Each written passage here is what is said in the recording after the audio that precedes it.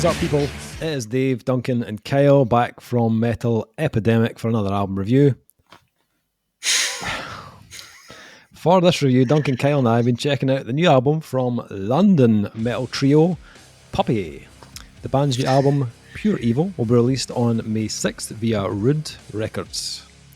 So, these guys formed in 2015, and Pure Evil will be album number 2 from Puppy, which follows up the pretty fucking stellar debut, The Goat. Oh, The Goat. The Goat. The writing sessions for album number 2 began in early 2020 with some basic plans in place for a timeline of when and how we were going to do it and who was going to record it. Then obviously, COVID hit, and that changed everything for the band. Apart from the immediate questions of how we would get in a room together, I think there were broader concerns about when and if we would ever be able to function again as we had up to that point, explains vocalist guitarist Jock Norton. After a bit of soul searching and feeling like we were at the mercy of what was going on around us, we decided we wanted to try and wrestle back a bit of control to secure our own future as 3 friends who enjoy getting together and making music, regardless of what that meant in the bigger picture. In light of that, we decided to invest in some time and money, converting our rehearsal space in East London into a working studio and record the album there. Doing it right. Yep. We roped in our friend Rory Atwell to help us with some of the trickier bits, recording drums, and then just sort of figured out how to do the rest ourselves. This did mean that the whole process became a lot longer for Puppy, but it was something that became actual, genuine fun. It was a big learning curve, but feeling like there were much more important things going on in the world, it took the pressure off a bit in a good way. We just focused on having fun and enjoying ourselves. When you strip everything away, is really the place you want to be, I guess. So, I think Donny Osmond said it, but if there's any one person here who has serious puppy love, it's and they call it puppy love. It's that man right there. Duncan, you were pretty much obsessed with The Goat when it came out, so Yep. Bought the I'm t-shirt, interested Dave. to hear. Like, physically actually bought the t-shirt. That Yeah, was before you did, we yeah. were doing this shit online. Which has kind of resurrected my love of buying band t-shirts, which is not pleasing my wife at the moment. How did you get on with Pure Evil? Puppy are a really, really, really, really interesting band in that they are maybe the most conventionally eclectic band I've heard. And that not one song or style they do on here is necessarily the best version of that, but it works for them really, really, really well. Their influences are like too numerous to go through this year. Honestly, I lost track of how many bands I could compare song on song. And that's kind of what makes them exciting to me. Is like I honestly felt the first time listening to this that, and we knew this was coming anyway because I loved The Goat, and then within 6 months of The Goat coming out, they released that EP3, and I was like, oh, this will be like offcuts from The Goat, and listen to it, and it couldn't be any like there was a track on that sounded like it come from a Weezer album. It just like totally sounded different. So I didn't genuinely coming into this have much of a read on what this was gonna sound like, out with the fact that we had heard Angel I want to say last year. Feels like late last year. We'd heard that then. It'd been released well in advance of that. And I actually didn't even, I'd forgotten they had an album coming out. It was that long ago since we'd heard it. So when Dave had said, we're going to be reviewing the album, lads, I got very excited. But once again, had no idea what I was going to get. And that's Puppy's strength in spades, is that when you start listening to this album, the journey it takes you on musically is, you can feel the passion for writing music. I think that, and nothing feels like it's off the table. Like, if they have a song that feels like it's going to have a kind of Metallica-esque thrashy bit in it, they're just going to fucking do it. If they've got a track that feels like they want to open it up and do something a little Smashing Pumpkins-esque, guess what? They're going to fucking do it. but they always retain primarily through the vocal sound. Their vocalist has such a unique tone. It all melds together. They also have something that should not work for them, right? This like should turn you off as a listener, but for some reason turns me on. Ooh. I had to get in there. It's just what I say when I'm turned on. About like the songs, like sometimes are abruptly short and don't always follow the standard progression that you would expect of like intro, verse, chorus, interlude, chorus, out or whatever. Yeah. It sometimes kind of feels like they're like that. Nah, song doesn't need that, and then they finish it, which is so refreshing to hear. But on a first listen, it can be quite jarring because you just feel like you're starting to hit the groove of a song, and then they're like, nope. Next song, check these. And by about the second listen anyway, coming into this, I found myself really, really enjoying that aspect because like one of our criticisms in the past of albums is that bands can become too conventionally predictable. And once again, this is a band that are not doing anything like hugely different to things you've heard done before. But I just think they have a really good idea of what they want to do, and it just so happens that's what I want to listen to. It starts off super strong with a track which sounds like the riff on Shining Star is 2 steps away from Take My Picture by Filter. It's very, very, very close. But I kind of instantly felt like, all right, well, they went a bit lighter. Well, that makes sense because the EP had some kind of poppy, punkier moments. So maybe they're moving away from that. Don't know who they're on as a label. So maybe they're tailoring their sound to a more commercial aesthetic. Maybe that couldn't be any more wrong. Like, couldn't have been any more wrong because as you work your way through it, tracks like The Kiss go off in a different kind of vibe. Spellbound, great example of a track which once again just kind of flips their sound on its head and they go for something a little bit kind of heavier, and then they kind of dance between. And the interesting thing about this as well is it's an album that as it goes further into it, the more interesting it actually gets, like musically. By the time you get to Sacrifice, which I was like so worried it was going to be like a cover of the and it's no sacrifice. It's and it wasn't, thank fuck. Although they could cover that and it would sound bitching because the vocalist could do it. When we swung into Sacrifice, I was like, right, well, like this is still like really interesting, still mixing things up, and I know what Angel sounds like.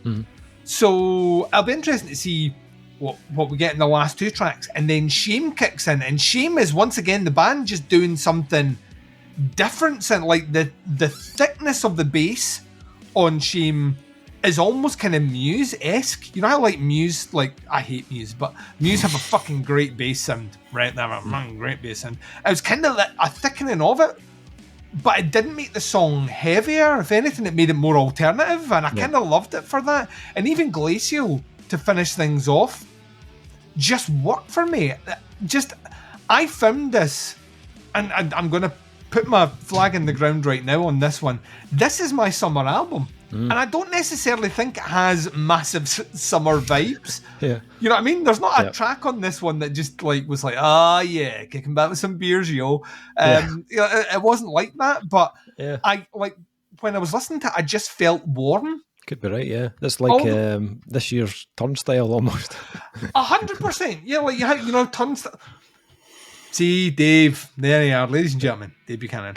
Like Turnstile, like are a similar, like a band that do a similar thing in that conventionally at their core, you know all the elements you're getting, and they don't do any of it exceptionally. They're just really, really good at making it sound like all fits together. And that's Puppy. Like to me, The Goat was an album from a band I hadn't heard of before that fucking firmly put them on the map. It did get a lot of comparisons to, well, they're riding the ghost wave. And that was unfair. There was maybe 1 or 2 songs that kind of had a ghost-esque sort of vibe. They didn't sound like them at all. Yeah, they had some satanic imagery on the front, but that's because they're playful. I think people forget that. There's a lot of tongue-in-cheek in what this band does as well. And fun. And then you come to this with that transition through that EP. And weirdly, like, I just think they're getting more interesting. I think they're better songwriters. And yeah, that abrupt kind of knowing when to finish a song is turnstile technique as well. Yeah. So this is like the, what would you call it? This is like the more kind of, I don't know. I kind of like a more. This is kind of the more metal turnstile. Really, if you were wanting to put like a quantifying thing on it, but they're not even. They have songs that are definitely thrash inspired, definitely got that metal edge. They will happily veer off into alternative and happily veer off into kind of quirky punky stuff where it suits someone when they want to do it and then make it work. I think they've nailed it on this one. I love this. I absolutely loved this. I thought I was wholly expecting to come into this and be like, well, you guys peaked. You peaked early on that album number 1, and I can live with it. I would hold this up easily alongside the GOAT, and they don't sound alike. And that's the thing about it. They don't. I find them a hugely interesting and very rewarding band to listen to. I think they've kind of mastered the art of making music fun and putting out an album that I just want to listen to. Yeah. Fucking loads. This was a stream, which I didn't mean to sound so. But I'm gonna I cannot wait for this to be formally released so I don't have to connect to the internet to listen to it. This is like everything, and once again, the name of the album is Pure Evil. And they have a sense of humor and a quirk about them, and the passion for their songwriting is felt through the songs themselves. And I just I'm a mark for this sort of music, Dave. I loved it. I thought it was fucking great. Awesome. And maybe I'll get to see them on tour this time. If COVID stops any other tours, I will hunt it down. This is fucking great. Loved it. Loved it. Kyle, had you heard Puppy prior to this? No, never. This is a new band to me. Oh, interesting. So, you need to hear the GOAT, my friend. I do. Absolutely, I do. Because I am 100% down on this one. Nice. I love it.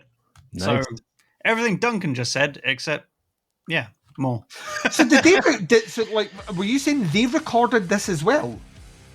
So they did it. This is all DIY. This is all them. This is a DIY. Yeah, I don't know if it was man. Probably mixed and mastered by someone else. But they created the recording studio on their.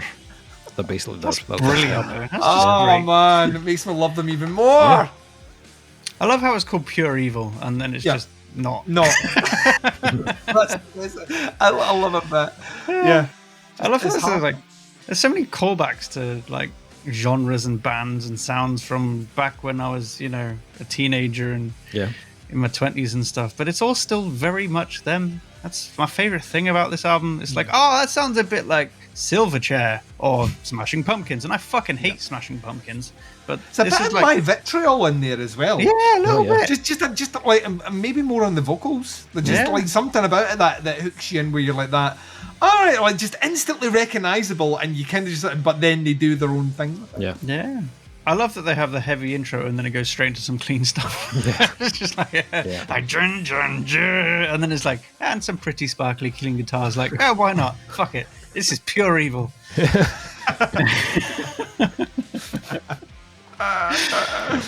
And just to go back to what you were saying about the song length, I think they just nailed it. Like, no song outstays its welcome. It's exactly as long as it needs to be. And if that means it's 1.5 minutes long, that's perfectly fine. And I like that.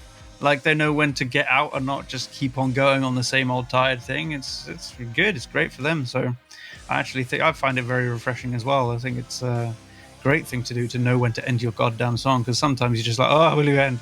If you're screaming end at your MP3 playing device, that's never a good sign. Yeah. Because I saw the track listing, I was like, how many songs is this? 12? 14? I don't know. It looked like a lot. But then I saw the track length, I was like, okay, fine.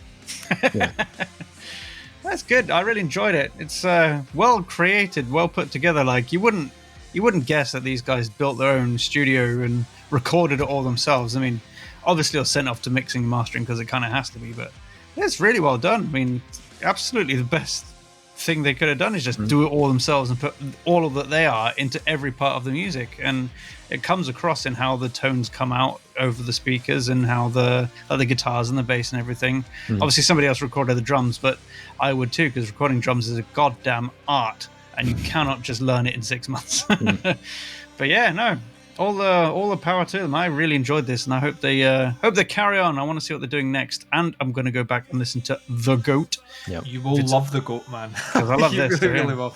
And that's you will love The Goat, man, not a goat man. Which is terrifying when I say it like that. Who is this horny devil? Yeah. Yeah, I think you liked The Goat. I enjoyed The Goat. A big old fan of The Goat. I love The Goat. Yeah. I think just what you'd said, Duncan. I think what makes these guys really special is the fact that they can take all of these elements, the metal, the alternative, the indie, the pop, and we've heard bands mix these styles in the past, but Puppy somehow managed to make it sound unique. Yeah. Unique to them as well. You know, like you know 100% when you're listening to Puppy. Like they have a very distinctive sound, and part of that comes from the vocal tone for sure, but I would argue that after listening to this, that the music is just as distinguishing as the vocals. Yeah. Like as soon as the kiss kicked in, I was like, okay, you can hear this band's personality coming through straight away. It was weird when I listened to the album the first time. I got to the end of it and I was like, I'm not sure how much of that really stuck with me, if I'm honest. After I got to the end, I was like, I remember when I listened to The Goat, I was instantly hooked in, but I think it was because that was my first taste of Puppy at that point. Yeah, that sounds weird, but on this release, I had Dave's tour of Korea. It's best in a hot dog. For this release, I had some idea of what was to come. So when it finished, I was like, yeah, that was a Puppy album. But it wasn't until the second listen that I was like, I caught myself singing along to a handful of the tracks, and I was like, I've only listened to this once, but it's already in there. Like it's already kind of earwormed its way in. And this album just gets better every time you give it a spin. Like tracks like The Offer, Wasted Little Heart, Holy Water, just packed with like vocal earworms. Even Spellbound, which you mentioned, I was getting more kind of like occult type vibes on that track. Yeah. Which made sense because they had that on the Goat. So. Yeah, and people will automatically go, oh, it sounds like Ghost, Yeah. Right, whatever, fuck you. But when they but that ending, like when they go from that ending, from the clean picked guitars into that really chunky driving metal riff is awesome. Like that track really gets you amped up, but then they're counterbalanced with tracks like Angel, which has this lighter tone. It's got a more relaxed rhythm to it. Again, there'll be Weezer comparisons, I'm sure, but I loved you probably get the Weezer thing probably comes in the vocals. There's like a higher register backing vocal that's very Weezer sounding. I think that's where it came from.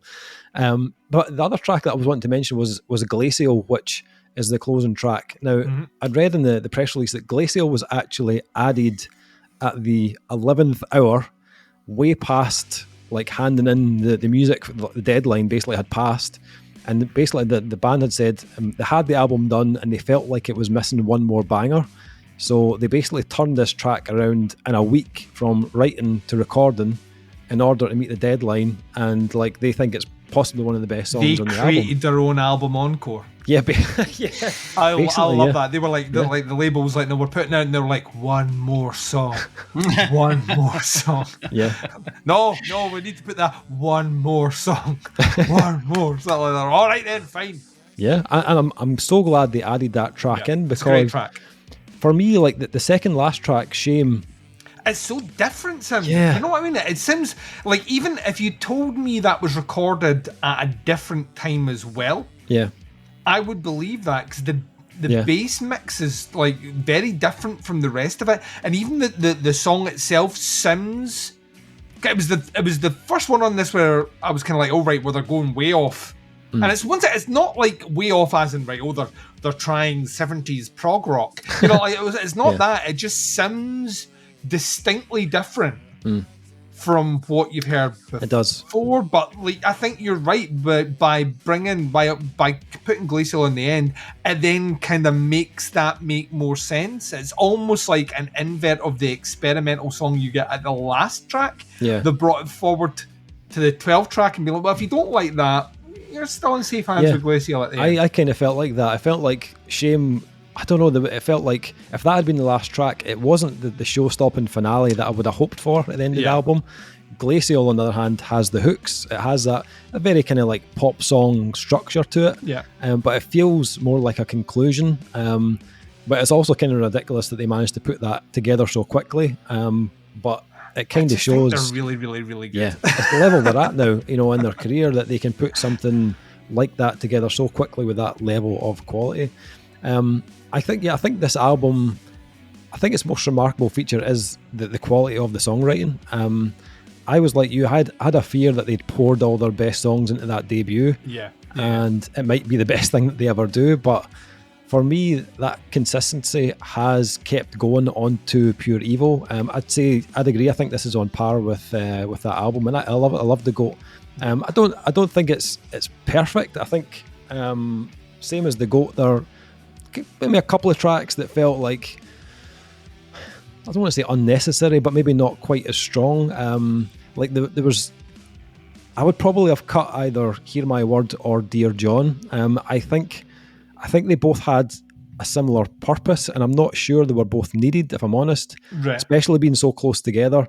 And Shame was okay, maybe a little underwhelming for me personally, but small gripes. It's very small gripes. I still think this is a brilliant album, but I think there are small little things that I would change, but nothing major, to be honest. Yeah, it's a very enjoyable album, and I can, like yourself, I can see myself coming to this during the summer and the better weather, even though it's not a summer album.